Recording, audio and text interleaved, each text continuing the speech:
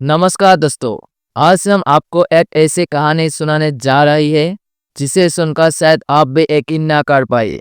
एक ऐसी हकीकत जो किसी फिल्म में खब्बा जैसे लगती है, लेकिन जिसे हकीकत में बदलने की कसम खाई है अफ्रीका के एक नौजवान लीडर ने। वही लीडर इब्राहिम ट्राओरे। दोस्तों जरा आंख बंद कीजिए और सोचिए, आप एक तपते हुए रेगिस्तान में खड़े हैं जहाँ चारों तरफ सिर्फ रेत है, जहाँ हवा इतनी गर्मी है कि सांस लेने मुश्किल हो जाए, जहाँ प्यास इतनी तेज लगे कि पानी की एक बूंद भी सोने के बराबर लगे। यही है बुर्किना फासो का बड़ा हिस्सा। इस मुल्क का लगभग 40% इलाका सिर्फ और सिर्फ वीरान रेगिस्तान। सदियों से यह इंसान बचने की हिम्मत नहीं कर पाया, क्योंकि यहाँ ना बारिश होती है, ना हरियाली और ना ही जिंदगी का कोई निशान। लेकिन दोस्तों, कभी कभी इतिहास में ऐसे लोग जन्म लेती है जो नामुमकिन को मुमकिन बना देते हैं। इब्राहिम ट्राओरे सिर्फ 36 साल के नौजवान, लेकिन दिल में लाखों लोगों का दर्द और आंखों में एक बड़ा खौफ। उन्होंने कहा, अगर ये रेगिस्तान हमें सुनाती दे रही है तो हमें भी ऐसा हरा भरा बनाकर जवाब देना होगा। अब सवाल ये है कि आखिर ट्राओरे ने इस नामुमकिन काम के लिए कौन सा हथियार सुना? ना मशीनें, ना अरबों डॉलर, बल्कि उन्हें सुना पांडा। जी हाँ, वही मासूम सा काला सफेद जानवर जो दिखने में प्यारा लगता है लेकिन असल में प्रकृति का सबसे बड़ा जादूगर है। पांडा जब बांस खाते हैं तो उसके मौर में ऐसे प्राकृतिक तब्बत होती है जो मिट्टी को फिर से जिंदा कर देती है। यानी पांडा चलते फिरते खाद फैक्ट्री है। उनके कारण सूखी जमीन भी धीरे धीरे नमी पकड़ लेती है। पहले घास उगती है, फिर पौधे और दरख्त बादलों को बुलाते हैं, फिर बारिश होती है। सोचिए दोस्तों, वही जमीन जो सदियों से बंजर थी अब एक दिन हरे भरे जंगल में बदल सकती है। लेकिन कहानी ये खत्म नहीं होती, क्योंकि ट्राओरे ने सिर्फ पांडा पर भरोसा नहीं किया, उन्होंने ऐलान किया रेगिस्तान में 16 लाखों ऊँट। हाँ दोस्तों, ऊँट, वही रेगिस्तान का जहाज। ऊँट जो बिना पानी के कोई दिन चल सकते हैं। ऊँट जो तापती हवा की सह सकते हैं। ऊँट जो इंसान को रेगिस्तान के एक किनारे से दूसरे किनारे तक ले जाते हैं।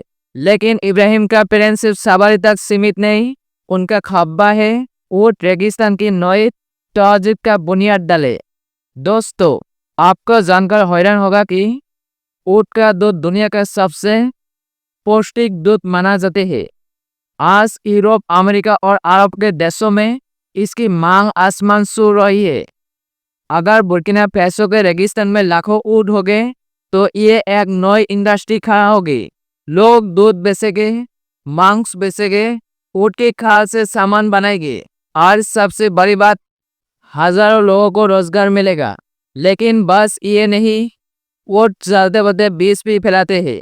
उनके मौर में विष मिल जाती है और जमीन पर गिरकर नए पौधे का जन्म देती है।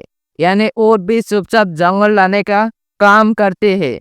आप जरा तस्वीर सोचिए, एक तरफ पांडा मिट्टी को उपजाऊ बना रही है, दूसरी तरफ ऊँट इंसानों को रोजगार और सहूलियत दे रही है। धीरे धीरे किसान खेतों में हल चल रहा है, बच्चे स्कूल जा रहा है, बाजारों में चहल पहल है, और वो जमीन जो कभी मौत की निशानी थी अब जिंदगी की सबसे खूबसूरत मिसाल है। ये सिर्फ एक प्रोजेक्ट नहीं, ये एक पूरी तहजीब को जन्म देने का कोशिश है। लेकिन दोस्तों, इस कहानी का असली हीरो है पानी। जब घास और पौधे उगेंगे तो बादल आएंगे, बारिश होगी, बारिश से नाले और नदियां बनेंगे और वही पानी खेतों और बस्तियों में जाएगा। यानी इंसान अब सिर्फ कुएं खोदकर पानी खोजने का मोहताज नहीं रहेगा, कुदरत खुद पानी बरसाएगी।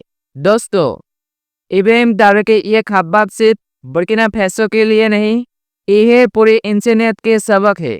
ये सबूत है कि अगर नियत सच्ची हो, अगर हिम्मत बुलंद हो, तो रेत का समंदर भी हरे भरे मैदान में बदल सकती है। आज जब पूरी दुनिया जलवायु संकट से जूझ रही है तो अफ्रीका का ये प्रोजेक्ट नई उम्मीद लेकर आए हैं। तो दोस्तों, अब सवाल आपसे, आपके हिसाब से रेगिस्तान को बदलने का सबसे बड़ा हथियार क्या है? पांडा, ऊँट या फिर इंसान की हिम्मत? नीचे कमेंट में जरूर बताइए। अगर आपको लगता है कि ये खबर सचमुच दुनिया बदल सकते हैं तो इस वीडियो को ज़्यादा से ज़्यादा शेयर कीजिए। और हाँ, चैनल को सब्सक्राइब करना मत भूलिए, क्योंकि याद रखिए, असली जंग बंदूक से नहीं जीती जाती, बल्कि एजुकेशन, हिम्मत और नए खब्बा से।